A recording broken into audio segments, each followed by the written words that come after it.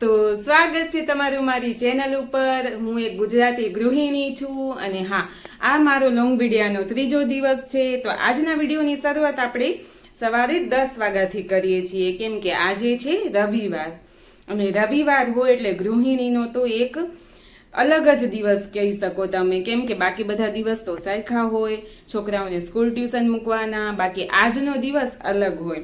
કામ તો બધું ઈ જ રહેવાનું છે, કામ તો કાંઈ ઓછું નથી થવાનું, પણ કામને આપણે નિરાતે આરામથી આપણી રીતે કરી શકીએ। તો જુઓ, હવે ઘરનું બધું કામ તો હજી બાકી જ છે। હજી તો મેં બસ મારી નીંદર પૂરી કરી છે અને નાસ્તો કર્યો છે, કપડાં ધોઈને સુકાયા છે, બાકી બધું કામ હવે કરશું। હા, તો તમને મારા વિડીયો જોવા કેવા લાગે છે જરૂરથી કહેજો અને હા, મને સપોર્ટ કરવાનું ના ભૂલજો। ગુજરાતી ગૃહિણી થઈ અને હું આટલું મોટું સપનું જોઉં છું કે હું પણ વિડીયો બનાવી અને આગળ આવું, કે મારી એ કંઈક અલગ ઓળખાણ થાય, તો પ્લીઝ પ્લીઝ બધા મને સપોર્ટ કરજો। અને ચાલો હવે હું મારા દિવસની આખી સવારથી સાંજ સુધીની રૂટિન શું હોય છે તમને બતાવીશ। તો ઘણું બધું કામ પતાવી લીધું છે અને હા જુઓ, અત્યારે મેં ફ્રીજ ખોલીને જોયું તો આજે એમ 2 કિલો દૂધ મારી આગળ વધારાનું પડ્યું હતું, તો મેં વિચાર્યું ચાલો ફટાફટ બધા સારું બદામ શેક બનાવી લઈએ, કેમ કે અમારા ઘરમાં આઈસ્ક્રીમ અને બદામ શેક એવું બધું બધાને બહુ ભાવે। અને હા, હમણાં તો ઘણા દિવસ થઈ ગયા હતા, આઈસ્ક્રીમ પણ ઘરે નથી બનાવી કે નહોતું બદામ શેક બનાવ્યો, કોલ્ડ કોફી પણ નથી બનાવી, તો આજે મેં વિચાર્યું કે બદામ શેક બનાવી અને બધાને પીવડાવીએ। તો અહીંયા દૂધ ઉકાળવા મૂકી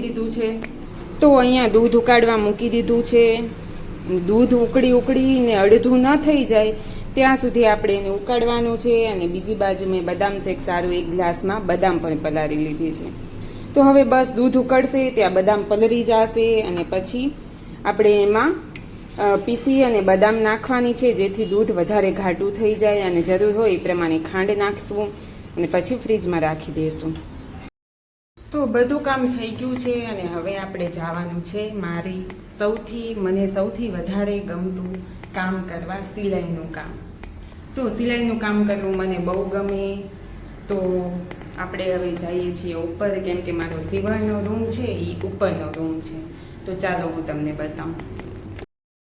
તો આપણે આવી ગયા છે ઉપર સિલાઈ કરવા સારું, અને જો આજે મારે પરીનું બીજું ફ્રોક સીવાનું છે, તો એનો આગળનો ભાગ આપણે સીવી અને તૈયાર કરી લીધો છે, હવે એનો પાછળનો ભાગ તૈયાર કરવાનો છે, તો સિવાય જશે એટલે હું તમને બતાવીશ।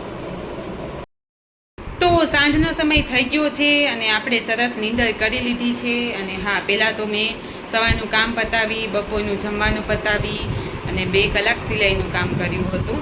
તો હું તમને બતાવું કે મેં શું સીવ્યું છે આજે। આમ તો મારે એમ નક્કી કરેલું હતું કે 2 જોડી કપડાં આજે પૂરા કરીશ, પણ થઈ ન શક્યા, તો 1 જોડી આપણે પૂરા કર્યા છે અને બીજી જોડી જે પરીનું ફ્રોક સીવાનું હતું એ કાલે પૂરું કરશું। તો ચાલો હું તમને બતાવું। તો આજે આખી બપોર સિલાઈ કરી અને મેં મારો એક ડ્રેસ સીવી લીધો છે, કેમ કે હવે તહેવાર આવે છે ત્યાં, તો કપડાં તો નવા પહેરવા ખપવાના જ। તો આ જો પહેલાં તો મેં પ્લાઝો સીવ્યો છે, હાફ સર્કલમાં પ્લાઝો સીવ્યો છે અને આ છે એના ઉપરનું શોર્ટ કુર્તી,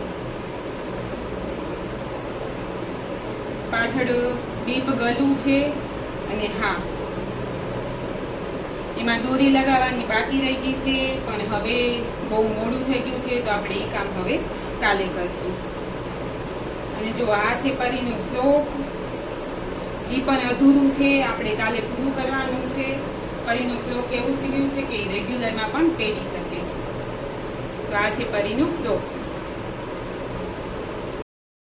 તો બપોરની મહેનત પછી આટલા કપડાં સીવાના, આ 2 કપડાં મારે આજે પૂરા કરવાના હતા પણ ન થઈ શકે, કાંઈ વાંધો નહીં, આપણે કાલે એને પૂરા કરી લઈશું। અને બપોર થતાં મમ્મીનો ફોન આવ્યો હતો કે મમ્મી કહે છે કે હાલો મારે રીધિન ઘરે જવું છે, તો આપણે રીધિન ઘરે પહોંચી ગયા હતા, જેના લીધે જ આ સિલાઈ મારી રહી ગઈ, પણ કાંઈ વાંધો નહીં, રવિવાર છે તો આપણે થોડી રજા તો કામથી લઈ શકીએ, તો આપણે હવે કાલે પૂરું કરશું। અને સાંજનો સમય થઈ ગયો છે અને સાંજનું જે કામ હોય એ બધું આપણે હવે કરવાનું છે। કપડાં સંકેલવાના બાકી છે, વાસણ ઊંચા રાખવાના બાકી છે, પણ સિલાઈનું કામ કર્યું હતું અને થોડી વાર બહારે ગયા હતા, તો એ બધું કામ રહી ગયું હતું, તો એ બધું કામ હવે આપણે આગળ કરશું। આપણે બદામ શેક બનાવ્યો હતો અને બદામ શેક બનાવી અને એને ફ્રીજમાં ઠંડો થવા સારું રાખી દીધો હતો, પણ હું બપોરે ભૂલી ગઈ, તો જો બદામ શેકના બદલે ગુલ્ફી બની ગઈ છે। કંઈ વાંધો નહીં, તો આઈસ્ક્રીમ પણ સારી જ છે, તો આપણે આઈસ્ક્રીમ ખાઈ લઈએ. તો હાલો હવે આપણે એને ખાઈ લઈએ. અને બદામ શેક બનાવ્યો હતો તો એમાં ઉપર બદામ નાખવા સારું, મેં બદામ કાપીને રાખી હતી, પણ હવે આઈસ્ક્રીમ બની ગઈ છે તો આપણે એની ઉપર નાખી દઈએ. તો જો તમને બતાવું